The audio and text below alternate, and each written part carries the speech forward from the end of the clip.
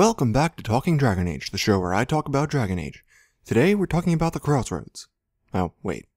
The Crossroads. Yeah, that's better. Now we first get to see them when Morrigan takes us there through her Eluvian. As shown, the Eluvians don't necessarily connect to the Crossroads. Conditionally, that same Eluvian is later redirected to connect to the Fade.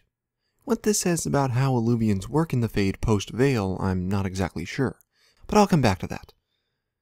And then in Trespasser, of course, we see a few that connect directly to each other, all within the physical world. So let's talk about what the Crossroads are. Now, maybe the game was bugged back then, or maybe I'm just going crazy, but I don't remember getting this option my first few times through. So originally, I was going to make a video saying pretty much what is already said. The short version is that the Crossroads appear constructed, artificial, as though someone made a pocket within the Fade with its own rules of reality. But it's also slowly deteriorating. Eventually, it will collapse in on itself.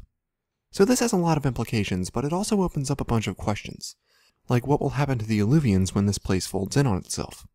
Well, I think the answer to that lies in Meryl's Eluvian. Using Flycam, we see it here in the Crossroads. This was deliberately placed here. Again, I don't normally put too much stock in reused assets. But compared to everything else here and how significant this place is, well, I admit this has value. However, let's examine Meryl's mirror. Specifically, where did it come from? Let's take a look. In the Dalish Elf origin, we come across this Eluvian. Duncan destroys it because it was infected with the taint and was drawing in Darkspawn because of it. When Tamlin and Mahariel had touched the mirror, they too became infected. So what happened next? Meryl, against everyone's objections, kept a piece of the mirror, from which she then used blood magic to drive out the taint. Later, in Witch Hunt, the Warden Commander goes back to that same ruin where the mirror was found. The frame was still standing, and the shattered pieces of it were still on the ground. So where did this mirror come from?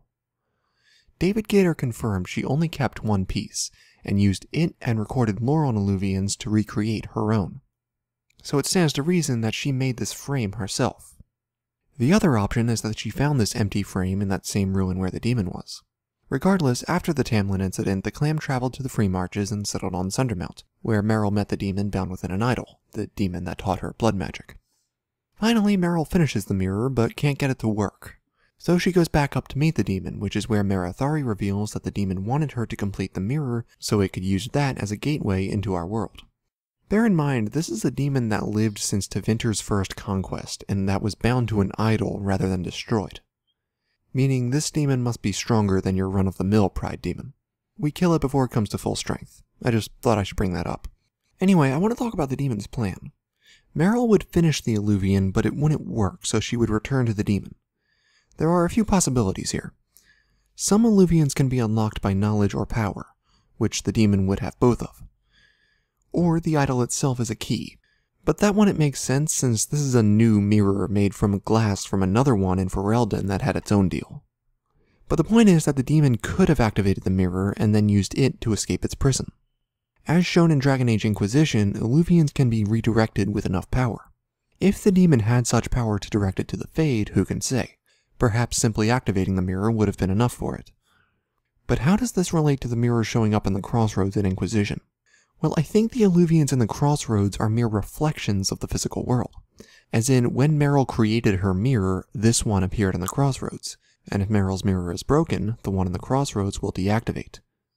Morrigan talks about the mirrors being broken, corrupted, or unusable, and that a few can be opened from the Crossroads. Now, it seems Meryl's mirror appears even if she destroyed it. It could be that it's there just as an Easter egg. I believe the mirrors here are reflections, but they'll stay even if their original is destroyed. And if the original is restored, then they'll once again connect. However, I should mention something I did find odd.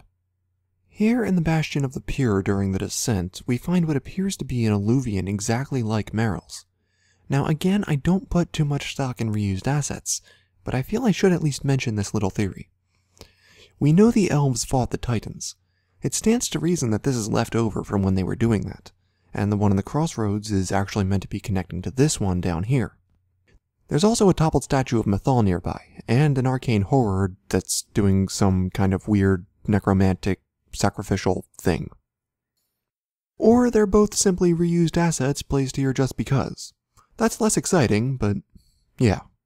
Did these guys get cursed again and in the exact same position as last time?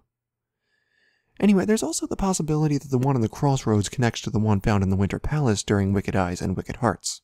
It's possible that Selene had brought it here after their adventures in the Masked Empire, or perhaps Morrigan was the one who brought it. Whether it actually is Meryl's or not remains, well, who knows. I personally wouldn't think so, but it's a possibility. Anyway, back to the crossroads. The properties of the crossroads are not exactly the same as the Fade. It's more like a pocket dimension with its own rules. But like the Inquisitor says, eventually the place will collapse in on itself, which brings us back to the question of what will happen to the Eluvians. If we consider these Eluvians as reflections and the ones on the outside being the original, then there are two main possibilities.